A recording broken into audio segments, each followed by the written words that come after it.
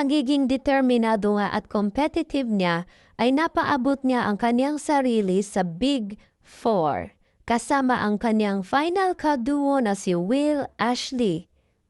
At sa pagtatapos nga ng Pinoy Big Brother Celebrity Collab Edition, hindi man sila ang itinanghal na big winner ay nakuha pa rin naman nila ang second big placer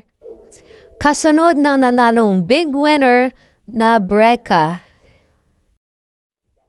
Hindi nga malayo na marami pang mararating itong si Ralph De Leon sa kanyang showbiz career at sana makita natin sila na magka-love team ni AZ